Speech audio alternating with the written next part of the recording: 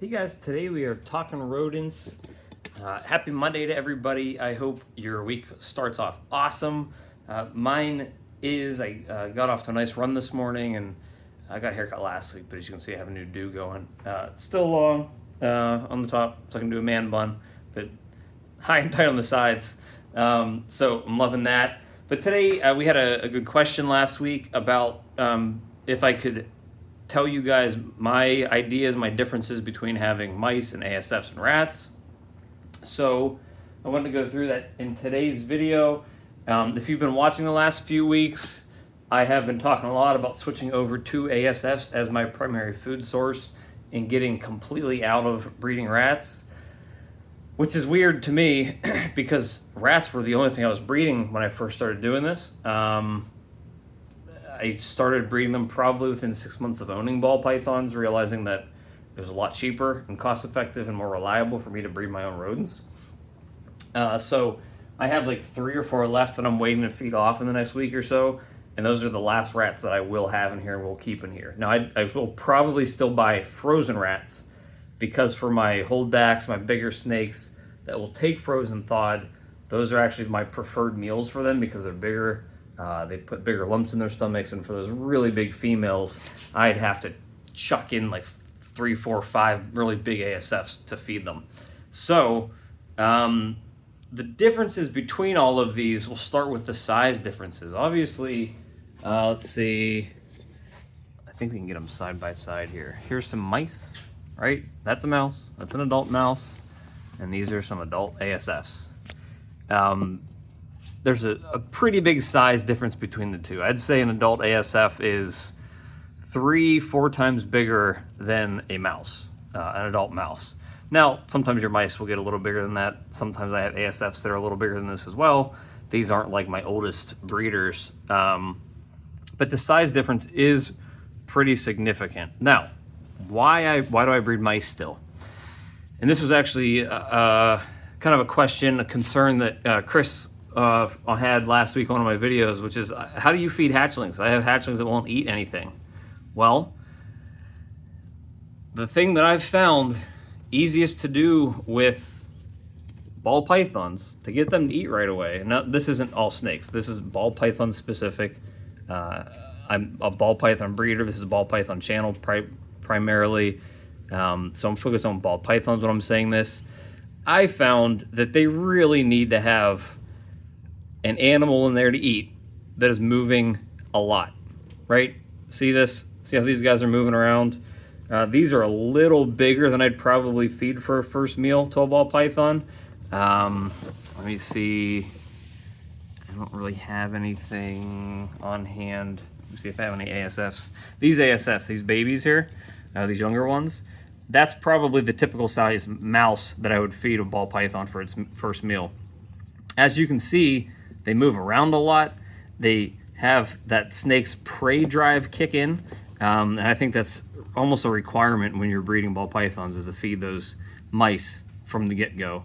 I don't know if the scent really does a whole lot for them too, but that's typically what gets them going. So that's why I breed mice. If my ball pythons would more readily take ASS from the start, I probably wouldn't breed mice either. But the caveat with that is I do have some adults that will only take mice.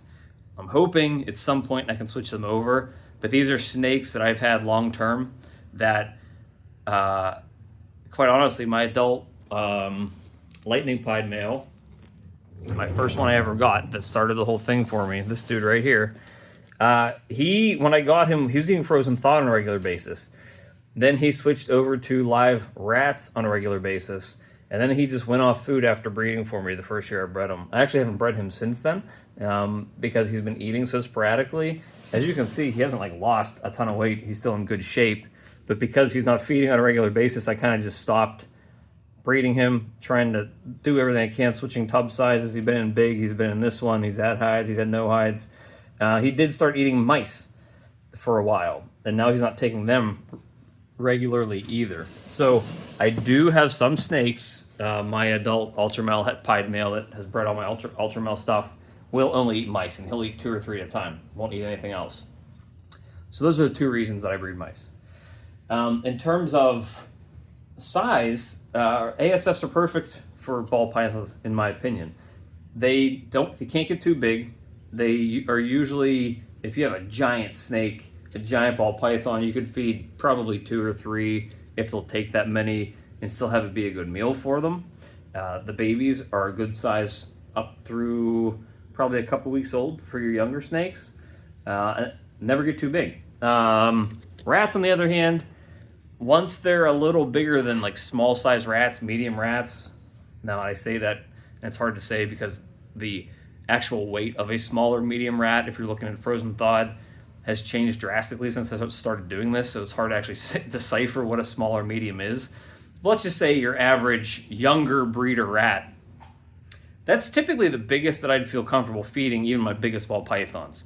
Because once you start getting to those older breeder rats, like let's say your retired breeders, they're probably too big for most of your ball pythons. My biggest 4,000 gram females can take them down, but it's still a little too big, and you also run into the issue with injuries to the snake. Those rats can really bite really hard, even when I'm watching them, because I don't put them in there unless I'm watching them. They can still, as soon as that snake strikes and wraps it up, if it wraps it up the wrong way, those teeth from the rat are going into your snake, and it's hard to pry them off too. So I don't like dealing with that, which is another reason I'm getting out of it. So that's the problem with rats, in my opinion, in terms of what size is. Now, smell. I clean these completely every single week. All these, well, I do, well, when I have rats, I clean them every week because they make giant messes. They poop all over the tubs.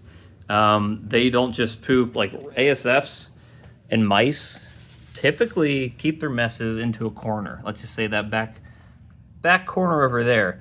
They'll keep their poop and pee back there typically. They usually always pee in a corner, and my mice usually do that too.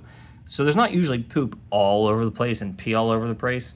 Rats poop everywhere, all over the place. There's poop, poop, poop, poop, poop, poop, poop, pee, pee, pee. Everything is just completely destroyed in there. Now, because this is as big as ASFs get, they also fit in bigger colonies in this tub, and so do mice, because they're even smaller. Whereas rats, even in these 70 series tubs, let's just say these right here, you maybe can comfortably fit like 1.2, 1 male, 2 females, sometimes 3, because especially once they start having litters and filling those up, there's basically no space for them, and the mess they make is astounding how much poop and stuff there is in these. So another reason I switched from rats to ASFs is because I needed more food. I only have so much space, and rats produce typically smaller litters than my ASFs have, and you need more bins to fit more rats, whereas you can fit more ASFs in the same amount of space. And typically, when you're breeding and you have 50, 60 babies and you're feeding them every week, they're usually eating more often than your adult snakes, you need more small prey. And more small prey that moves, so it kicks in that prey drive on your snake. You can't do it with rats, because even rat pups, pinky rats, they're pretty large. Fuzzy rats, they're pretty large compared to what an ASF or a mouse is for the same particular size. So that's another big difference. So, rats poop all over the place. They pee all over the place. They are bigger, so they make bigger messes, a lot bigger. ASFs and mice typically keep their dirtiness to the corner. You can also fit more of them into these bins and keep it clean regularly. Now, in terms of smell, and this is something that I've seen a lot of people say a lot of different things about. I have typically one smell coming out of here that I ever notice, and that's death. That's literally the only thing that I ever smell coming out of this room. And I have all 3 types of rodents in here. I do not smell rats over top of ASFs, over top of mice. Yes, at the end of the week when we're getting closer to cleaning day, there can sometimes be just a dirty rat room scent in my basement. But that's not even all the time. And now that I've reduced the amount of rats I have, I think that smell sort of went away. The main smell I have in here is death. And if I don't find a dead animal if whatever whether the animal is cannibalized or died of natural causes, and it somehow got buried by the other rodents, and I don't find it right away, that you can smell. But that's doesn't matter. It doesn't matter what type of animal it is; they all stink that bad. So in terms of smell and the different species of animals, I really don't think that's a factor for anybody. But the cannibalism and the mortality rate is something that we should talk about, because, in my opinion, the mice and the ASFs, mortality rate is a lot higher on these guys than on rats. I rarely had rats dying on me, and I almost never had cannibalism in my rats. I don't usually have cannibalism in the mice, typically. Cannibalism is a more frequent thing with the ASFs. The other issue with ASFs is you really can't start colonies of them once they're past a couple weeks old. Because if you, if you put in, let's say you have a 1.4 colony, and actually here's a good example. These guys here, I had a 1.4 colony. I had these huge females in here, and it's actually a male right there, that like black gray one. The male died all of a sudden for no reason. I threw this male in here 2 weeks ago just to see if they'd take another male. And the first day I saw blood stains all over the place in there because they started nipping at him. Now I haven't seen any since, and they obviously haven't killed him, and he looks fine, but I'm also not seeing them breed at all. So typically once you start these colonies, if something happens where you start losing animals or a male dies off, you're basically going to need to wipe that out and start fresh with them, which is a pain in the butt. Whereas with rats, and even with mice, with rats, I used to keep one female per tub and actually move males all the way through these tubs one by one every day to breed those females, and I never had an issue with cannibalism. So that's the kind of the biggest issue that I've seen with ASFs that I don't like about them. They're also a little more nippy. I have some that aren't, but I do have some that are. I've probably been bit by more ASFs in the last 12 months than I have my entire life by rats, and I've been doing that 6 years with rats. So mice, I don't know if I've ever been bit by a mouse. So ASFs, I don't trust any of them at this point. When I pick them up to feed them, I pick them up by the scruff with the tongs. I don't even try to handle them. I don't trust that they're not going to bite me at all. So basically their attitudes, because I guess that goes towards cannibalism, and feistiness towards me, are probably the biggest issues with ASFs, is their attitude. Their attitude can suck. And I know some people have said they have some that are friendly as heck, and I do have some in here that won't try to bite me, but I'm also not going to test if they will.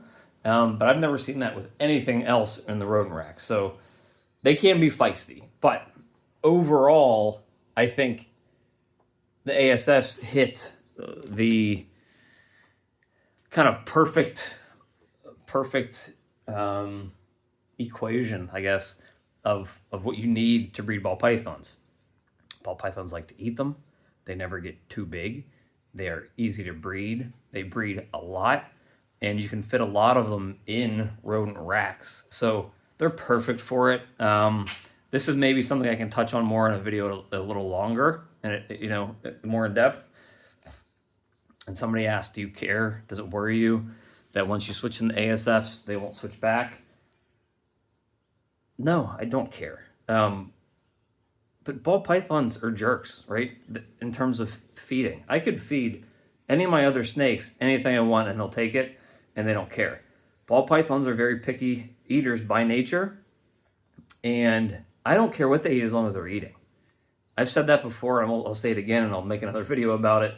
I don't care what they're eating as long as they're getting food in their stomachs. I do not care. And if you're buying or breeding them, you need to probably take the same approach, because you will, I guarantee it, come across a ball python who is not going to take what you're feeding it, and you're going to have to try something else. And if you don't, you're probably not going to get it to eat on a regular basis, or fail to get it to eat at all, especially if you buy an adult. I see this more with adults than with hatchlings. They like to eat what they had been eating previously. And sometimes the stress of moving locations is enough to be like, I was eating rats over here. I don't want to eat your mice. Or I was eating mice over here. I don't want to eat your ASFs. I want mice still. And you got to figure that out. But you can't be picky in terms of what you're feeding them if they're being picky in terms of what they want to eat. It's your job to figure out what they want to eat. So if my guys are all happy eating frozen and ASFs, they can eat frozen and ASFs all day long. In terms of rodents, again, as I've said in the last couple of weeks, rats I'm done with completely. They don't have any benefit to me at this point. Everything that eats rats eats ASFs more readily. So there's no point in keeping them. I can produce more ASFs. They fit in here better. They cause less of a mess in here. So that's where I am with my rodents. They've got my vote for being the rodent that I'm going to produce the most of. But I will probably never get rid of mice. I think they're too important to getting your hatchlings started. And because I have some adults that are so stinking picky that I don't think I have a choice but to feed them mice, I need to keep them around too.